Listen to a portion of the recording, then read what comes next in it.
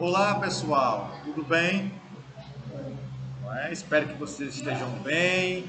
A aula de hoje é mais uma aula do sétimo ano e temos um conteúdo muito importante que é falar com vocês sobre a civilização oriental.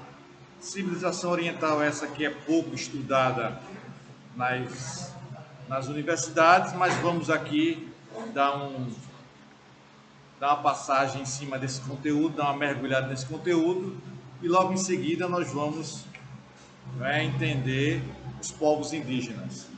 Bem, com relação aos povos do Oriente, ainda fazendo um pouquinho dessa revisão, dessa abordagem, até chegarmos no capítulo 3, o conteúdo do sétimo ano traz para a gente aí essa situação da civilização oriental com relação ainda a Japão e China. Né? Como foi visto, a mudança de eixo econômico no Mediterrâneo para o Atlântico tinha ainda por objetivo construir uma nova rota alternativa sob domínio português para o Oriente. A principal rota comercial que conectava Ocidente e Oriente na época era a Rota da Seda, mas sua porção mediterrânea estava sob controle das repúblicas de Gênova e Veneza na Península Itálica. Não é Península Itálica porque a Itália não está unificada, está dividida ali seu território com seus reinos, a Itália como país consolidado, unificado, nós só vamos ter essa situação da Itália unificada com o século XIX e o aparecimento de pessoas importantes como Camilo Cavour, como Giuseppe Garibaldi, e vão colaborar de forma gigantesca para a unificação italiana. A cartografia da época, voltando para a página 34, viu? Não esqueça. A cartografia da época, conhecida como Sistema Thor, trazia o mundo partido em dois mares, o mar Mediterrâneo e o Nilo. Não é? Assim, a Ásia começaria na África Oriental, na mítica terra de Prestigiota. E aqui na página 35, nós aprendemos aqui as culturas, as tradições, os contatos, não é? As tradições entre os povos indianos, justamente pelo aparecimento lá do Vasco da Gama em 1498, as contribuições que o Vasco da Gama vai trazer para a gente, o surgimento do sultanato, que são os sultões, né, um governo centralizado, e logo em seguida o livro na página 35 traz o imponente Taj Mahal. É um palácio construído lá por volta do século XVII, que tem um exemplo arquitetônico muito influenciado, que vai fazer com que a gente conheça a sociedade islâmica, a cultura islâmica de forma mais aprofundada. Chegamos na página 36, não é? Que fala sobre o Estado chinês.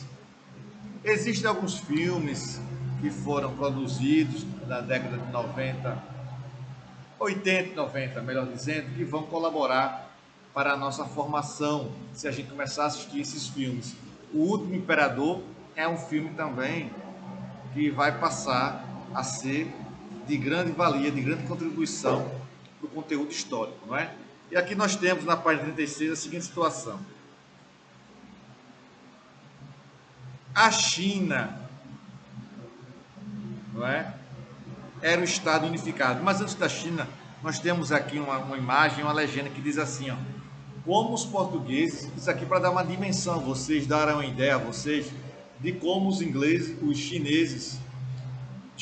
portugueses chegaram com as questões marítimas, como eles foram evoluídos, como eles se desenvolveram na questão da expansão marítima e contribuiu para a nossa formação e nossa colonização, não é? Aí temos aí os portugueses na época das grandes navegações conseguiram chegar até o Japão. Impressionante, hein? Impressionante. Acabaram por influenciar o idioma japonês. A palavra caruçã, por exemplo, tem origem portuguesa, significa calção. Acima um bioma do século XVI, representando a chegada dos portugueses a Nagasaki. Não é? Vamos prosseguindo então. A China, página 36 ainda. Era um estado unificado desde 221 a.C. Seu imperador era Qin Shi Huangdi. Pôs fim às guerras internas entre diversos exércitos. A estrutura política e social chinesa era bastante diferente da europeia, embora houvesse imperador e o cargo fosse hereditário. A classe camponesa tinha papel fundamental no mandato imperial. A classe camponesa havia influenciava diferentemente do que acontecia na Europa. Essa classe camponesa influenciava aqui na China. Crises de abastecimento, falta de manutenção dos grandes canais e revoltas camponesas são sinais claros da perda do direito de governo de um imperador ou de uma dinastia. Essa visão de que o poder imperial só é legítimo por meio de manutenção e conservação de obras públicas é um pensamento ligado ao pensamento confuciano. Confúcio foi um grande filósofo chinês. Prosseguindo aí, o filósofo Confúcio formulou as bases do pensamento moral chinês, e ao conhecimento de seus ensinamentos se tornou a exigência nas provas públicas, concursos públicos na China imperial. O primeiro milênio de unificação da China formou sua identidade cultural, baseada no confucionismo, não é? E no taoísmo, descrito por Lao Tse no século VI a.C. O taoísmo é a busca pelo equilíbrio em cada ação cotidiana, da alimentação às questões morais e até como organizar os móveis de uma sala. Aqui nós temos uma figura que apresenta aí esculturas em terracota dos guerreiros de Xi'an, o exército do imperador Qin. Prosseguindo na página 37, nós temos o quê? No século XIV, começou a dinastia Ming, de origem mongol, que travou intenso contato com os portugueses e espanhóis. Surgida em meio às disputas entre os Han, maior grupo étnico chinês, e os Yuan, grupo também vindo da Mongólia e da dinastia Ming, reorganizou o poder em torno de sua capital, Pequim, onde foi construída a famosa Cidade Proibida. No filme que eu citei aqui, O Último Imperador, você tem um claro exemplo dessa cidade proibida, não é?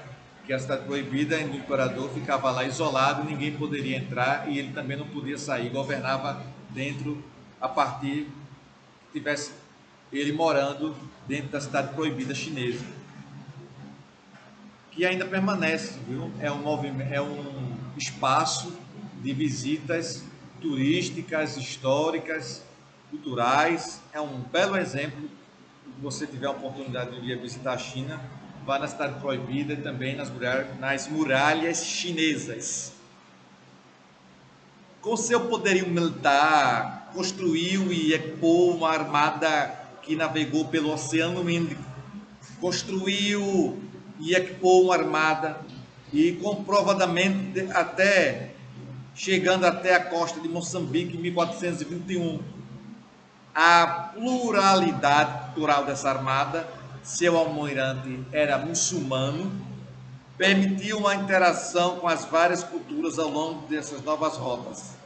O auge Ming corresponde ao período de contato com os navegantes ocidentais europeus, que estimularam o comércio marítimo e o intercâmbio de animais, pessoas e plantas. A porcelana Ming, de excelente qualidade, exportada e difundida ao longo das rotas comerciais europeias. Na página 38, nós temos aí, ao contrário da China imperial centralizada, o Japão passou por uma profunda fragmentação política. A figura do regente do Japão era ligado à religião shintoísta. E sua proteção ficava a cargo de uma elite militarizada conhecida como os samurais. Assim, o poder dividido entre o imperador e o líder dessa elite militar, o shogun. No século XV, o enfraquecimento do shogunato trouxe a ascensão de uma aristocracia militar, dona de terras, os daimyos. Os portugueses chegaram ao Japão em meio à disputa entre a aristocracia local e o shogunato, isto é, pelo controle dessa elite. Então, com isso, pessoal, a gente percebe as características diferentes entre a cultura chinesa e a japonesa, e